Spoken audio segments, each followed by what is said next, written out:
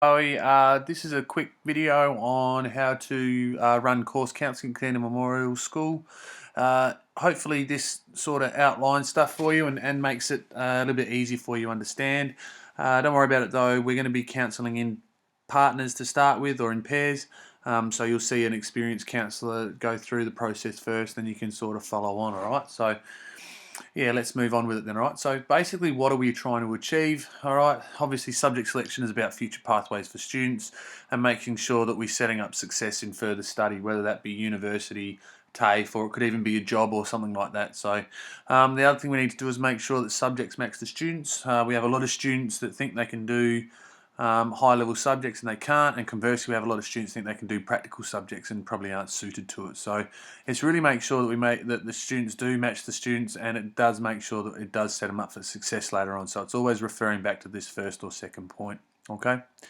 Also, course counselling or subject selection allows parents understand what's required for their children to succeed. I mean, as you know, with a lot of parents, they think their kids are the best at everything, and sometimes we have to not shatter those dreams, but just let parents know that, maybe little Johnny won't be an engineer, or if they want to be an engineer, what they need to do in order to be able to succeed. So, yeah, for us, sometimes it's having that conversation with parents in a nice way to let them know that their kids aren't going to create a cure for cancer or something like that. So, and it's also making sure that the students are responsible for understanding and choosing their pathway. All right.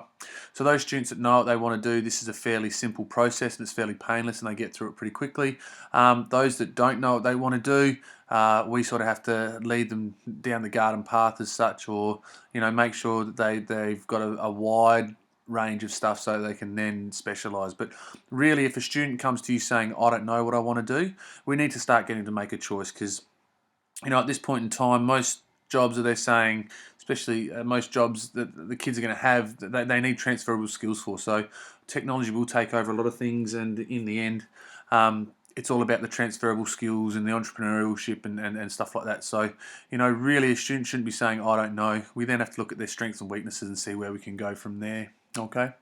So how to start? Obviously, you get the student in, you have a little bit of small chit chat, introduce yourself to the parents. All right, and basically the first question is ask what it is they want to do, and again, if they say I don't know, then really start looking at establishing what it is they like, what subjects they like to do, what they like to do outside of school, what their hobbies are, and sort of try and look at a pathway towards that.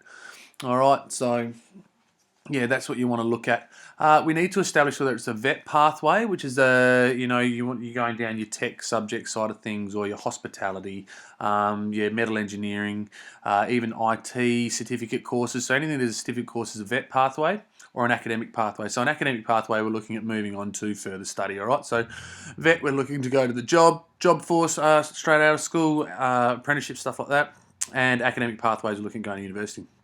Again, if they answer I don't know, we need to plan for an ATAR pathway, because it's very easy to change from an academic pathway to a vet pathway. However, it's nearly impossible to go from a vet pathway to an academic pathway. Okay? Alright, so vet pathway, what is it they want to do? Okay, that's the big thing if they want to go down a vet pathway. Just if a student just says to you, I just want to do a vet course, or I want to do a course, that's not good enough. Okay, they need to have an idea what it is they want to do. The reason being, a fair bit of money gets invested into them to do TAFE courses. All right, so we need to make sure that students are pretty serious about what it is they want to do. Okay, so if we look at this, once that what they want to do, we want to look at TAFE courses, or with TAFE courses or things offered by RTOs or registered training organisers, we can look at what we call the training guarantee. Now, a training guarantee is where the government pays for an entire Cert 2 and 70% of a Cert 3. So it's fairly lucrative for the students, and they come out with a qualification when they're done, all right? However, in order to apply for a training guarantee, they need to fill out a Form A and a Form B. At this point in time, they just want a Form A, so they need to see Glenn Williams, all right? So, and the other thing you need to do is record their name down on a list, which will be on your table that has Glenn's name under it, so he can then chase those kids up, all right? So, a lot of the stuff for courses next year is out now, and the due date is actually pretty soon. So if you get a student that wants to do a vet course, That could be a Cert 3 in aged care, could be a Cert 3 in business admin, could be a Cert 3 in agriculture, could be a certificate 2 in animal husbandry, a certificate 2 in IT, all that type of stuff. Then you really need to make sure that they're going to see Glenn Williams and they're going to fill out a Form A. Okay. So if it's an apprenticeship they want to do, so if they want to go into building, or they want to be a chef, or they want to whatever the case may be in the regards of an apprenticeship, they need to see Jackie fairly. All right. So most students have already been told that they've either got to see Jackie or see Glenn. All right. We have had quite a few Year 12s this year that have turned around and said they want apprenticeships and gone and seen Jackie, and Jackie said it's too late, because really we have to be picking these guys up in years 10 and 11. All right. So make sure that if they want an apprenticeship, they have an appointment with Jackie. And the way we're going to do that, and there's another list on your table that will have Jackie's name on it. Write the name under that, and we'll make sure that Jackie can chase up those kids then. Okay? When kids are doing vet pathways, it's really important that they're probably doing workplace practices as well. Okay? And the reason why we want to look at workplace practices is because for two reasons. One, workplace practice will help support their course. In the fact that workplace practice has a work experience component, and they can use the work experience from their TAFE course to work out to look at workplace practices. So the work experience from the course will cover the workplace component of workplace practices. So it's really good there in that respect. And also doing workplace practice, they can investigate these courses a bit further in these careers and see if it's something they really want to do. Okay, so that's a vet pathway where, again, they're looking at doing a TAFE course and then going to the job force afterwards. We can use TAFE courses towards ATAR scores, but you'll know that as you work through the course counselling process. All right, what if they want to do an academic pathway? Well, again, you need to establish what it is they want to do. Okay, so if they want to go to university, what is it they want to do at university? Okay. And the other thing is to establish a plan B. For instance, if someone here chooses physiotherapy, and the thing with physiotherapy, it has an ATAR score of 99.5, okay? Most students are not going to get this score of 99.5. So what is their plan B? Is it health sciences, okay? Is it something else? They need to have a plan B. Really important here, because not all kids will necessarily get their first choice at university, okay? And the other thing too is their plan B might be a different way to get into physiotherapy, okay? For instance, a student wants to be a physiotherapist when they leave school. They might not get a score of 99.5, but they can get a health science score of 70. And once they've done health science, they can then transfer into an extra 2 years of study as a postgraduate for physiotherapy. Okay, all that stuff's in the Blue SATAC guide. So when students are talking to you about it, make sure you investigate the Blue SATAC guide with them. All right, so that's another way they can. That's a way they can do other courses. There are heaps of little backdoor tricks in order to get into university courses. So obviously the key is find out what their plan A is. All right, and then establish a plan B, whether that be through another source, it could be another career pathway, it could be anything. Okay, now most courses, if you don't get into them first crack, what you need to do is you go into another university course, and if you do a year of that and get a credit average, you can then transfer and go into the original course you wanted to go into later on anyway. All right, so again, once you've worked out what it is they want to do, establish a plan B. All right, the other thing you need to know is, are there any prerequisites or assumed knowledge? Now, what's the difference, you ask? Good question. All right, prerequisites are subjects they must have done in year 12. All right, if they haven't done a prerequisite, they cannot do the course in university. All right, so really make sure that you check are there any prerequisites if they're looking down an academic pathway. Okay, assumed knowledge is just exactly what the name says. All right, so they're assuming that they know it. All right, they don't have to have done it in year 11 or 12, but they will be talking in their courses as though you have done it already. For instance, I'll use physiotherapy as an example. Physics is assumed knowledge in physiotherapy, okay? However, talking to most physiotherapists out there, they said that, a lot of them didn't do year 12 physics, they did year 11 physics, and they picked up the year 12 physics through a bridging course or whatever the case may be. But again, so the difference between a prerequisite and assumed knowledge: prerequisites, you must have done it at high school in order to do it in university.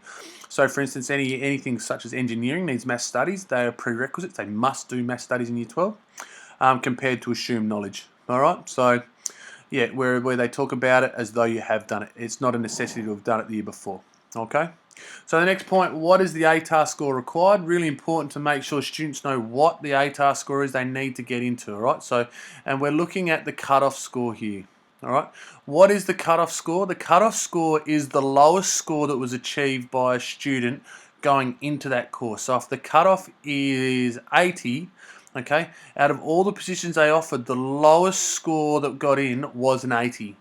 All right, so that's a pretty good guide each year about what score they need in order to get in. Okay, so and the thing is with an ATAR score, it can go up or go down depending on how many places they open up in each course. Okay, so then you start talking to the students. Once you've established all of this stuff, then start talking about the subjects they need to do.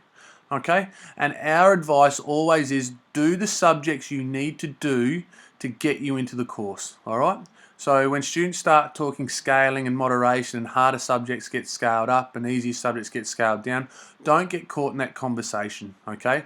Because we don't know we don't know how the scaling works from year to year, all right? So don't allow a student to choose a course because they think it'll get scaled up, and don't let them discount a course just because they think it's going to get scaled down. Don't get into the scaling argument, okay? Leave that alone. However, what we do say to kids are you do the subjects that will get you the score to get into uni, okay? We don't worry about bonus points. We stay right away from those, okay? Yeah, because they can change from year to year, and we tell our kids never rely on bonus points. So again, what I've just said probably 3 times already in this little motion clip is we tell students to do the subjects they need to do to get in, all right? So if they're good at English and they want to do English, get them to do it. If they're going to get a high score in PE, get them to do PE, all right? If they're struggling between, say, a chemistry and history, and they're going to get a higher score for history than what they are chemistry, and neither of those are prerequisites or assumed knowledge, get them to do history, okay? So look at the subjects they're going to do to get them into their score, okay? Now, the last thing is really important. We're talking precluded combinations and counting restrictions. Now, precluded combinations are subjects that students cannot do together, okay?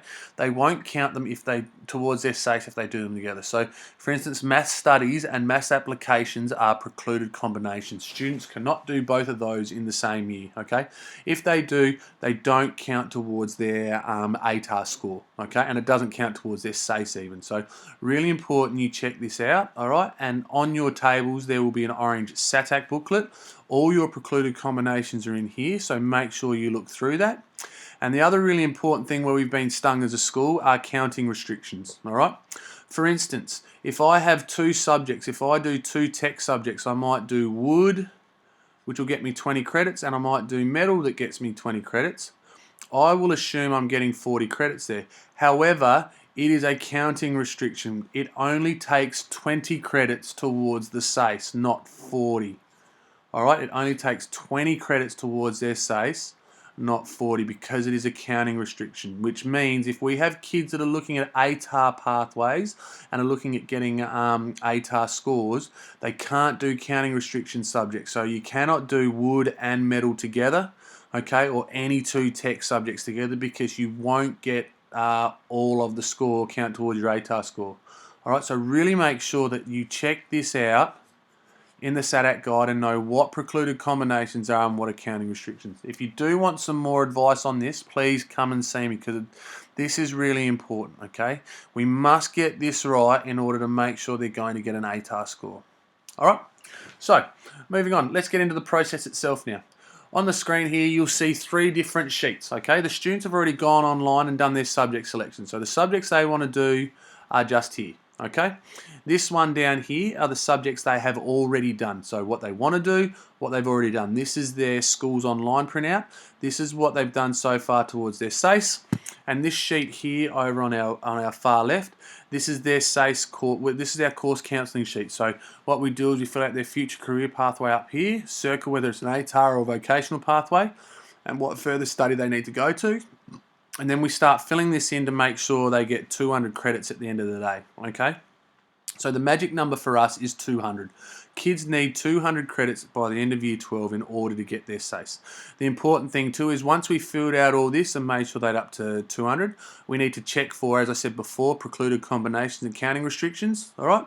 And we need to make sure that we double check to make sure they're going to get an ATAR. Okay, really make sure they understand if they're going to get an ATAR. If they're not, well, you need to record it down here and the student needs to sign it, and so does their parent. Okay, so if they're not going to get an ATAR, they need the reason why they're not going to get it, and it needs to be signed by the student and the parent, so they can't come back at us and tell us that we haven't done our jobs right. Okay, that we haven't informed them. All right, so these two boxes are really, really important when you fill them out. All right, so again, future subjects I want to do, subjects they've done, which will transfer onto here anyway. All right, and then when you pick their subjects by transferring these on here, you'll then check if they get an ATAR score. If they don't get an ATAR score, we write why not, and then we get everyone to sign it, so everyone is on the same page and they understand they've been explained. All right, let's go through an example of one. So what I have here right now is I have a student's schools online, and I have a student's their SACE pattern here. So why don't we actually have a look at the physiotherapy side of things here? So let's have a student A. We're going to call this student Charlotte. All right, and she wants to be a physiotherapist. So we're going to fill out physiotherapy here. And again, like I said before, sorry guys, she wants to do physiotherapy here. For some reason this is being a pain. Okay, physiotherapy is what we're looking at. Again, it's an ATAR pathway. What's her plan B? We're going to say health science is a plan B. Alright, so health science, again, that's an ATAR. And let's look at a third one. We might look at, I don't know, let's look at a non-ATAR pathway. Let's look at aged care. So that's a vocational pathway here. All right. So what further study are we looking at here? We're looking at Bachelor of Physiotherapy. All right. Oh, sorry, this is starting to annoy me now. Okay, so we're looking at Bachelor of Physiotherapy. We're looking at Bachelor of Health Science. Okay, or we're looking at a Cert 3. So again, if we're looking at a Cert 3, we need to let Glenn know so we can he can look at his skills for all if needed. All right. So we just transfer everything across. Yes, this even though you can't see it on here, we're going to assume she's done her PLP. So we're going to put PLP in here, and we're going to mark that down as 10. Literacy, we can see they're doing English here. Charlotte's doing English, so we're going to put down her English here.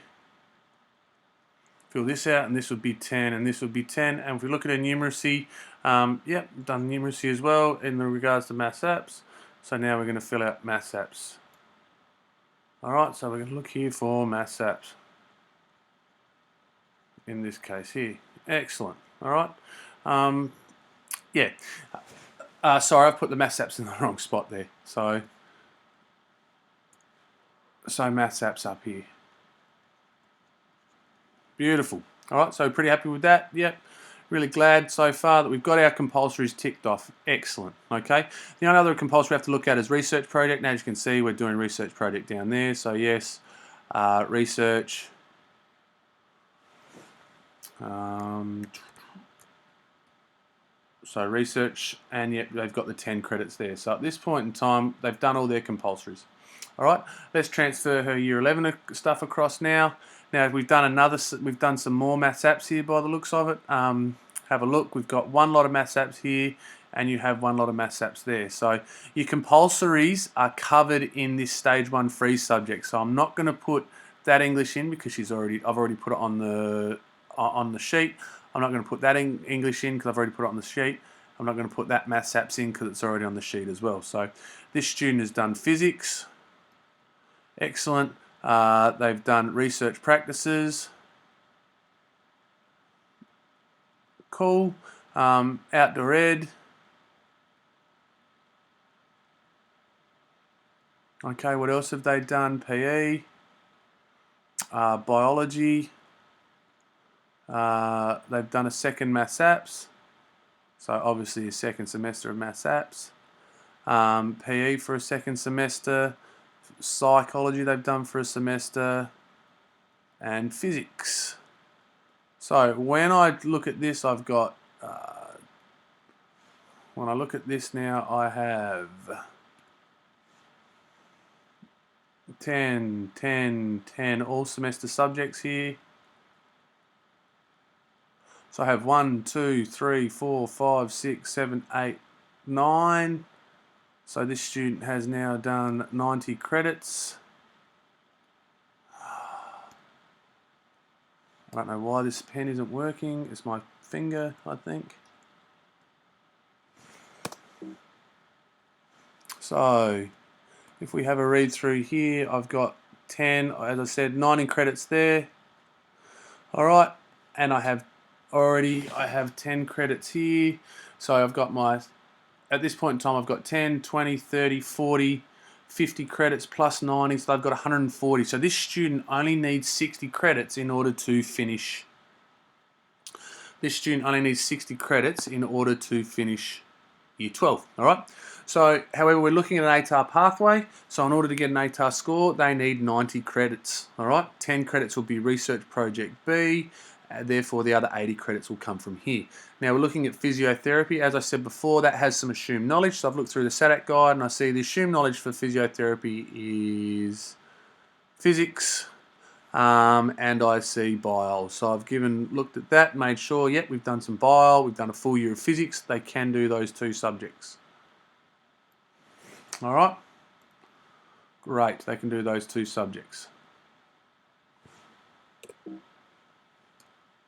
All right, as you can see, I'm having some real trouble here, filling in this. So bio 20, physics 20. If we have a look at their subjects they've chosen up here as well, we've got maths applications and PE. So I put maths applications in here. Can they do maths apps? Yes, they can, because they've done a whole year of it down here. So again, I'm checking my year 11 to make sure they can do year 12. And can they do PE? Yes, they've done a whole year of PE. So they can do PE there. So that gives me 80 credits. That gives me 80 credits. Fantastic. So if I count that all up, all right, as I said, 100, I have got 80 here already. Okay, 80 plus that 10 makes 90. So here I've got 90 plus 90 is 180. And I've got my 10 and 30, 40. So this student actually gets 220 credits. Will they achieve an ATAR? Yes, okay. Because they're doing physics, bio, maths, PE, all prerequisites and assumed knowledge have been taken care of, and they can do these subjects because they've done these subjects before. So that's what we've got to make sure that we check as well, all right? There's no use allowing a student to do, say, Year 12 music if they haven't done it at Year 11.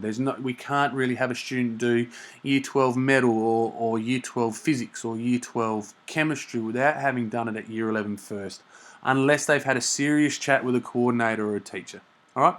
So once our students are happy, once everyone's happy with there and we've filled out their course, we then turn around and get mum and dad to sign it, or whoever, all right? Make sure you sign here, and we get the student and the parent there, all right?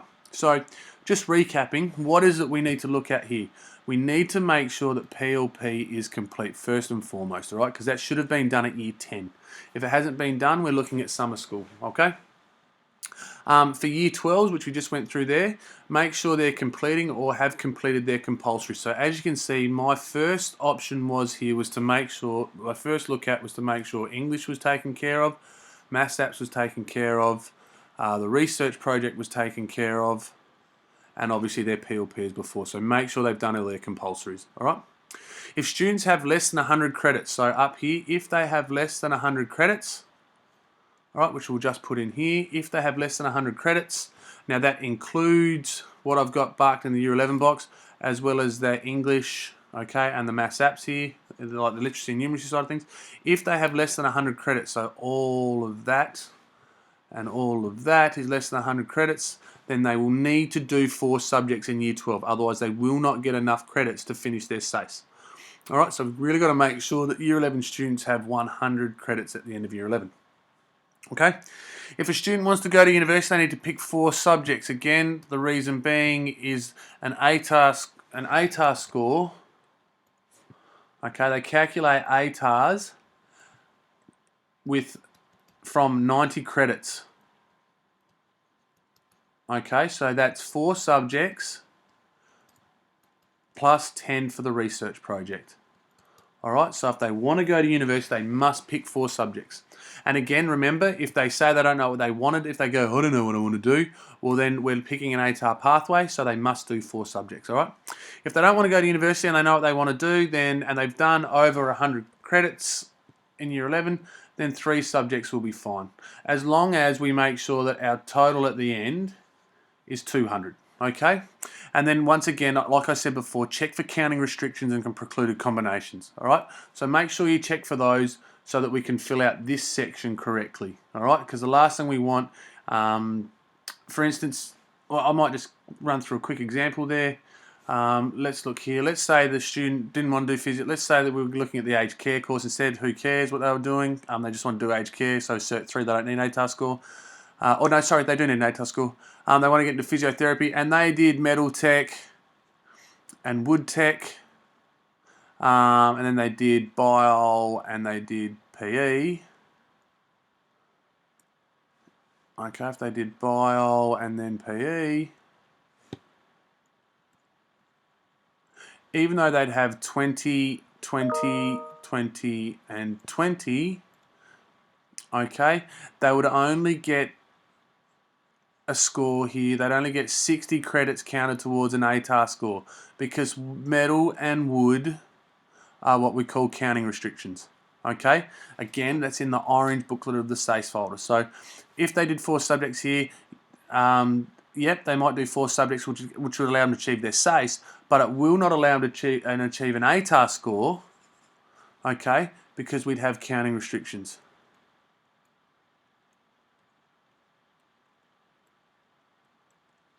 All right. And then again, making sure mum and dad, as well as the students, sign off on that so they understand that they're not going to get an ATAR score, all right? Because the last thing we need is them coming back going, oh, we wanted to go to uni and you guys didn't counsel us right, all right? We need their signature there, all right?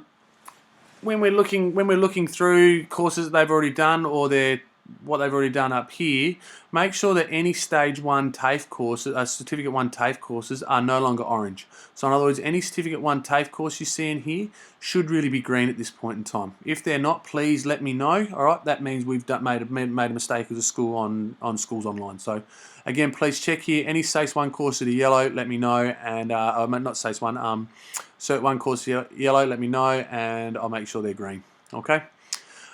Check for special provisions. Okay, so just ask them. This is a pretty touchy subject at times. See if they need special provisions. They might be epileptic. It could be that they really struggle with sight. They could be colourblind. They might need a bit larger print exam. It could be their anxiety. Could be a whole heap of things. All right. So a pre-existing medical condition. If they need special provisions, then there's a piece of paper there's a list down there with Verity at the top of it. Just write the student's name down and Verity will chase it up, all right? So anything that the students need to go and see Verity about, just write down there. So special provisions, Verity chases up and they work that out between the student and the SACE board, okay? As I said before, if they want to do a vet course, you need to put it on the Glen list. If they want to do an apprenticeship, you need to put it on the Jackie list, all right? So then we can give it to those guys, and then they're able to go through it and chase those kids up later on, all right? The other thing too is on your table there's a recommended list, okay, that teachers have filled out. They could be worried about certain students trying to pick up their class. For instance, if you had a D grade student trying to pick up, if you had a D grade student that was trying to pick up Year 12 chemistry, for instance, okay, they don't really get checked in that respect. Parents could sign it off. We have to be that stopping stage. Otherwise, teachers are going to get that and say, how the hell is this kid doing this? All right. So make sure you look at the recommended subject list. And if you end up counselling that kid, you really make sure you need to talk to them about choosing another subject. All right. By law, we can't stop them from doing a subject. But at the same time, we can really we can make sure that we can, as I said, highly recommend they don't do it. All right. And last but not least, make sure the subjects match, all right? And what I mean here is like your English and your maths and your full year subjects, or even your vet subjects here. So for instance, we've had a few kids choose Essential English, all right? And then they've just chosen English as well for a whole year, and they've gone 10 and 10. This doesn't work because it's your Essential English and it's your English, all right? They're either doing Essential English for a whole year or English for a whole year. Let's look at a vet course, for instance. Let's say I'm doing woodwork, like furnishing. Furnishing is a 20 credit course. Okay, it is 20 credits. Therefore, you cannot have a student choose to do it for just one semester. All right, so that's the thing we've got to check there. In regards to vet courses, they cannot just do furnishing or metal metal engineering or Cert 2 in hospitality, those type of courses, digital media, for just a semester. Because if they choose it just for a semester, it's wrong. They need the whole year to do it. All right, so we've got to make sure that there. The other thing, again, they can't be doing maths apps for one semester and then math studies the following semester. We can't allow that. All right, they're either doing one for a whole year or the other for a whole year. All right, so make sure we check that as well. All right, so again, generally that's with the English, maths, and your full year subjects. All right, so again, physics comes under that. We don't really want them doing just a semester of physics. They need to do a full year of physics, full year of PE, full year of chemistry, that type of stuff. All right. Any questions there? Please come and see myself or Verity or Glenn, and we can work you through that. All right. What I'm just going to chuck up here, guys, is let's just look at a year 11, for instance. Okay. Let's look at a year 11 here. I'm going to call this person Jack. All right. And Jack's not going to go to university. All right. Jack wants to be a carpenter. All right. So further study if required. We're looking at apprenticeship here. Okay, so we're looking at apprenticeship here.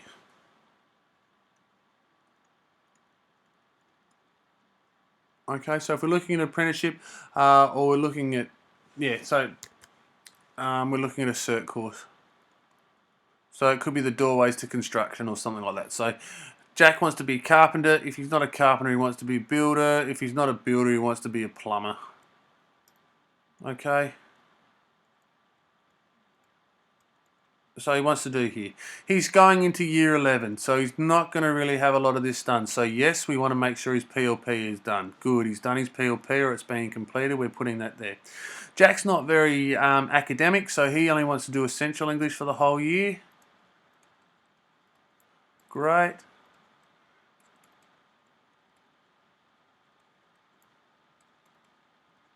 All right, which is going to get his 10 credits and 10 credits, which is going to give him a total of 20 there.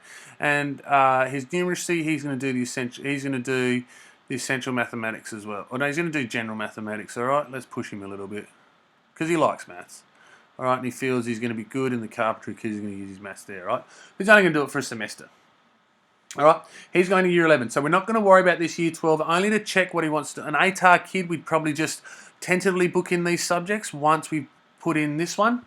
So let's look at his year 11 here. He can do whatever he wants, but obviously we're talking carpentry, so we're going to do wood here. We're going to do metal. Okay. While we're at it, we're going to do. He's fairly sporty, so let's actually let's get this right first. He's going to do wood for a full year. He's going to do metal for a full year. Okay, and he's also going to do.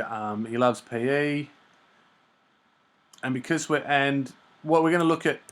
looking at a cert course, we're going to do some work experience here, or we're in a cert course. We're going to have his cert course here, which is going to go for a whole year. So he's going to get 10 credits each semester. So he's going to get 10 credits for semester 1. So let's put semester 1 here. Semester 2. We're going to do that semester 1, and that's going to be semester 2 because it's offset by our maths. Okay, so we're going to have semester 1 and semester 2 here. So he's going to have 10 credits all the way down. Why have I done a blue box here, you ask? That's a fantastic question. And the reason why I've done a blue box... the reason why I've done a blue box around year 11 is because of the following here. Is because if you think about it, we run a 6-line timetable, okay? So what I mean by a 6-line timetable is we have 6 lessons a day. So they will do 6 subjects in a semester. If we have 2 semesters, 6 times 2, they do 12 lots of subjects. If you look here, essential English, which is semester 1, semester 2 are 2 lines. General maths is 3. Then we have here 4, 5, 6, 7, 8, 9, 10. That would give you 5 semesters worth, all right? So that would be the last component of year 10 as such here. But problem we've also got here is they do research practices as well. We do research practices and they do research project up here, okay? So that gives us 12 lines. All right, so that's what we use to fill out our Year 11 courses here to make sure that we're all legit and that they've got full loads. All right, might seem a bit confusing, but as you start to fill these out, they become clearer and clearer. All right, even though this explanation might seem a little bit clear as mud. So, again, Jack wants to be a carpenter. He's going through a VOC pathway. We're looking for an apprenticeship or we're looking for a cert course. We check through his PLP. He's done his essential English or his general maths. Okay, and then we look here, he's got research project, and then he's got his choice subjects here, and research practices, which is the other 10 credits here. So if I add all this up, I have 10, 20, 30, 40, 50, 60, 70, 80. So he's got 80 credits here, and then he's got 20 and 10, so that's another 30 credits, which makes 110, which gets him through his Year 11, okay? The other thing we look at here is because he's doing a certificate course, he really should have his name down, or he wants to do a certificate course or a training guarantee as such, his name should be on the Glenn list, so Glenn can chase this up, all right? So that's what we're looking at there.